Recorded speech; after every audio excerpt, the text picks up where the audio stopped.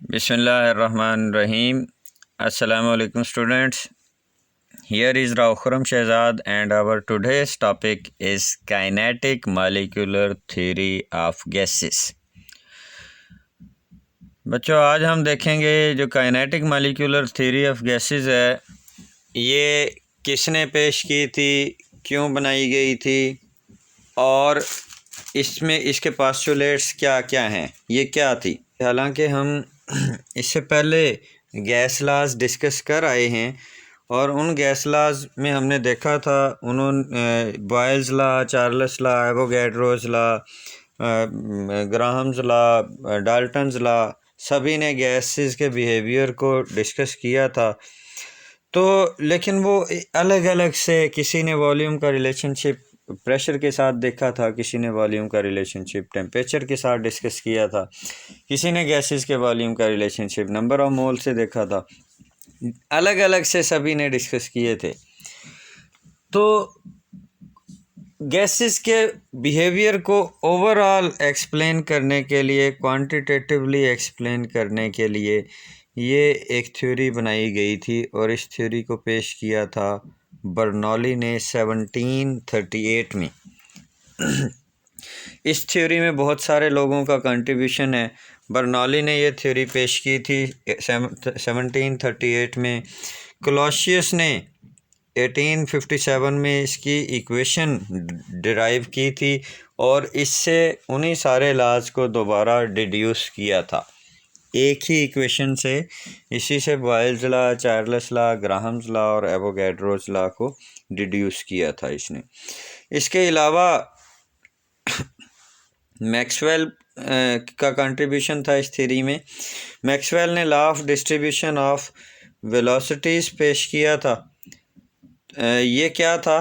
According to this law molecules are in the form of groups having definite velocity ranges.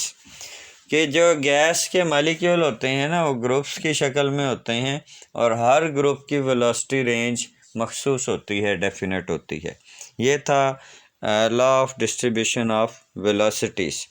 इसी तरह Boltzmann का contribution भी था इसमें। बोल्ट्जमैन ने डिस्ट्रीब्यूशन ऑफ एनर्जीज़ को एक्सप्लेन किया था अमंग मॉलिक्यूल्स।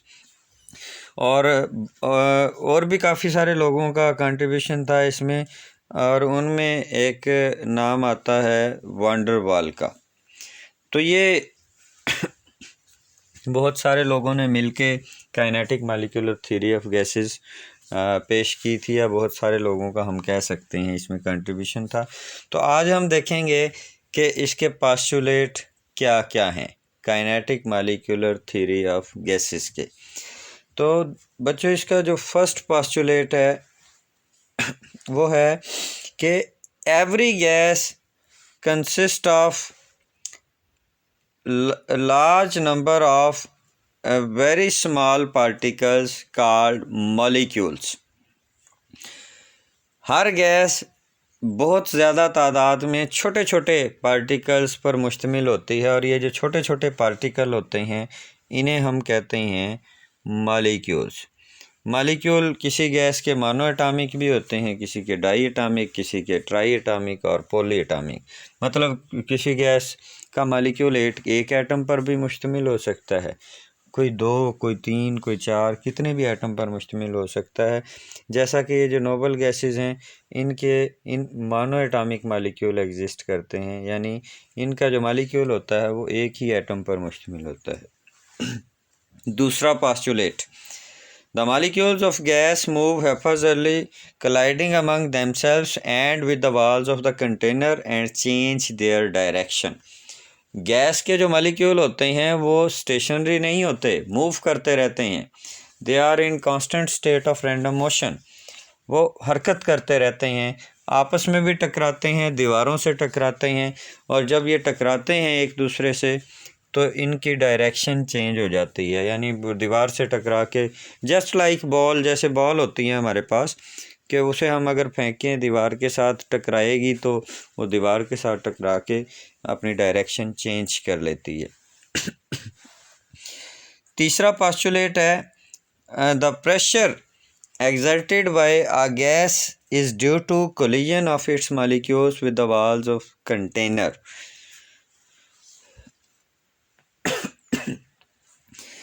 जो गैसेस दीवारों पर प्रेशर एग्जर्ट करती हैं, ये किस वजह से होता है? ये हमने अभी जो बात की है ना कि गैस के मॉलिक्यूल मूव करते रहते हैं, तो जब ये मूव करते रहते हैं तो ये दीवारों से टकराते हैं।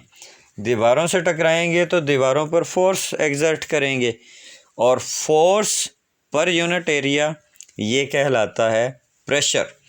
तो गैस के मॉलिक्यूल दीवारों पर प्रेशर एग्जर्ट करते हैं, किस वजह से? Due to their collisions with the walls of the container, दीवारों से टकराने की वजह से। और इनकी ये जो कोलिजन्स होती हैं, collisions among the molecules are perfectly elastic. Elastic collision होती हैं। कोलिजन दो तरह की होती हैं, इलास्टिक और इनइलास्टिक कोलिजन। यहाँ पे जो मॉलिक्यूल्स में जो कोलिजन होती हैं, they are perfectly elastic collisions. Fourth postulate है, the molecule of gas are widely separated from one another and there are sufficient empty spaces among them. Gas के मॉलिक्यूल एक दूसरे से बहुत फासले पे होते हैं, बहुत ज़्यादा फासले पे होते हैं, and there are sufficient empty spaces among them. इनके दरमियान बहुत सारी खाली जगहें मौजूद होती हैं। मीन टू से कि गैस के मॉलिक्यूल एक दूसरे से बहुत दूर दूर होते हैं। फिफ्थ पोस्टुलेट है, the molecule of gas have no forces of attraction for each other. जब वो इतने ज़्यादा फासले पे होंगे तो गैस के मॉलिक्यूल्स के दरमियान फोर्सेस ऑफ अट्रैक्शन नहीं होंगी, क्योंकि वो बहुत ज़्यादा दूर हैं एक दूसरे से। अगर उनमें फोर्सेस ऑफ अट्रैक्शन होती तो एक दूसरे के करीब आ जाते। तो चूँकि गैस के मॉलिक्यूल एक दूसरे से बहुत दूर होते हैं, इसलिए इनमें कोई फोर्सेस ऑफ अट्रैक्शन नहीं होती। They have no forces of attraction for each other. Sixth postulate है कि the actual volume of the molecules of gas is negligible as compare to the volume of the gas. जो total vessel का volume होता है ना उसके मुकाबले में गैस के मॉलिक्यूल्स का जो एक्चुअल वॉल्यूम है वो नेग्लिजिबल होता है, ना होने के बराबर। उसे नज़रअंदाज किया जा सकता है। एक्चुअल वॉल्यूम से क्या मुराद है? एक्चुअल वॉल्यूम मीन के जो असल में गैस के मॉलिक्यूल ने जो जगह घेरी हुई है। तो गैस के मॉलिक्यूल हमने कहा है एक दूसरे से बहुत ज़्यादा फासले पे होते हैं, तो ज़्यादातर जगहें तो इसमें खाली होती हैं। तो गैस का जो वेसल का वॉल्यूम होगा ना उसके मुकाबले में तो जो गैस के मॉलिक्यूल का एक्चुअल वॉल्यूम होगा वो बहुत कम होता है। वो इतना कम होता है कि उसे हम नज़रअंदाज कर सकते हैं। किसी भी चीज़ को आप निगलेक्ट कब कर सकते हैं? निगलेक्ट हमेशा तब कर सकते हैं अगर बहुत बड़ी चीज़ के मुकाबले में कोई छोटी वैल्यू थी। बहुत ज़्यादा के मुकाबले में थोड़ी सी चीज़ को निगलेक्ट किया जा सकता है, लेकिन थोड़ी में से नहीं। फॉर एग्ज़ाम्पल, एक लखपति या करोड़पति आदमी था, उससे आप अगर 50 रुपये ले लें या 100 रुपये ले लें तो उसे कोई ख़ास फ़र्क नहीं पड़ेगा, वो फिर भी लखपति या करोड़पति ही रहेगा। लेकिन अगर एक दूसरा आदमी था जिसके पास टोटल 200 रुपये थे, तो इसमें से अगर आप 100 रुपये ले लें तो इसे फ़र्क पड़ेगा। अब इसके पास टोटल 200 नहीं रहेंगे, उसके टोटल 200 में से अगर 100 चले जाएं तो फिर 100 रह जाएंगी। इसकी यानी आपने इसकी तो आधी जायदाद ले ली है। थोड़ी में से हम चीज़ को निगलेक्ट नहीं कर सकते, ज़्यादा के मुकाबले में थोड़े को निगलेक्ट किया जा सकता है। तो कहने का मतलब ये है कि गैस के मॉलिक्यूल का जो एक्चुअल वॉल्यूम होता है वो टोटल वेसल के मुकाबले में, वेसल के वॉल्यूम के मुकाबले में ना होने के बराबर होता है। सेवंथ पोस्टुलेट है, the motion imparted to the molecules by gravity is negligible as compared to the effect of the continued collisions between them। कि गैस के मॉलिक्यूल की जो मोशन होती है ना वो आपस में टकराने की वजह से या दीवारों से टकराने की वजह से होती है, और ग्रेविटी का इस पर इफ़ेक्ट बहुत कम होता है, ना होने के बराबर ही।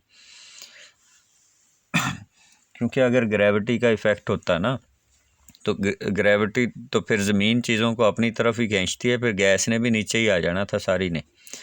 तो गैस के मालिक्यूल जो है ना वो हल्के होते हैं, तो इसलिए इन पे ग्रेविटी का इफ़ेक्ट बहुत कम होता है। इनकी जो मोशन होती है वो ज़्यादातर आपस में कोलिजन्स की वजह से या दीवारों से कोलिजन्स की वजह से होती है।